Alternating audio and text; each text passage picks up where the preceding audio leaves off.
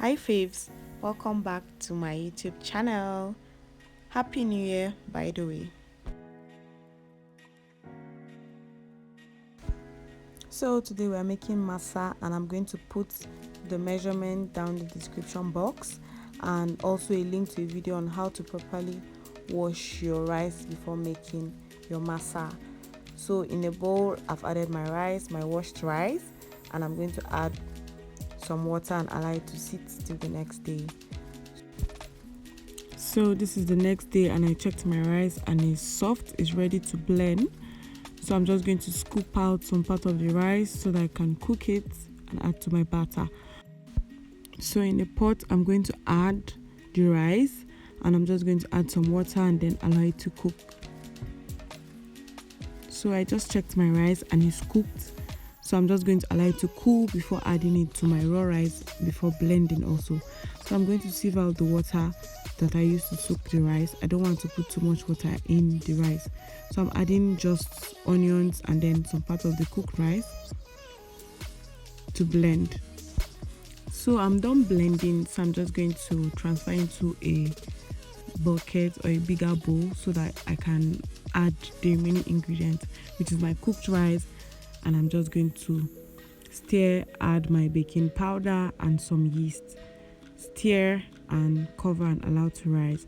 So now you can put this in a warm area or in the sun to allow the yeast to prove before you go ahead and fry. Just cover it. If it's a bowl that has a cover, you can cover it, or you can just use a cloth or something to cover it and allow it to sit till it's. And this was for about 3 hours or so, and then my masa is already ready to fry. So I'm just going to stir it down. Now I'm adding some salt, some sugar to taste. You can adjust the taste depending on how you want it. Then you just stir it and allow it to melt a little before you go ahead and fry. So I've tasted mine and it's ready to fry.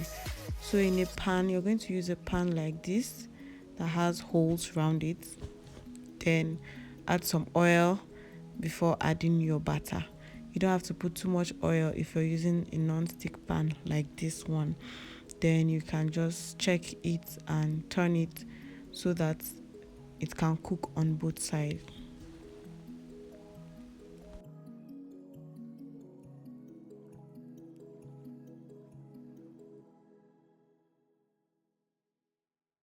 So I'll just go in with a stick and also check out if it's done before I take it off the heat.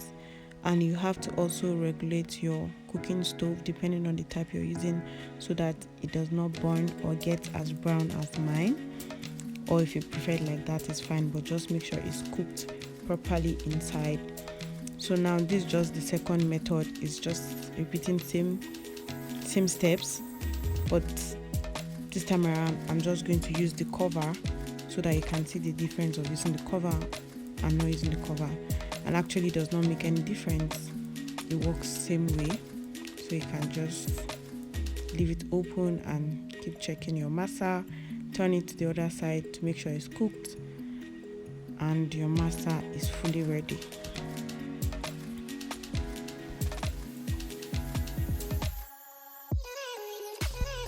And your masa is fully ready to be consumed.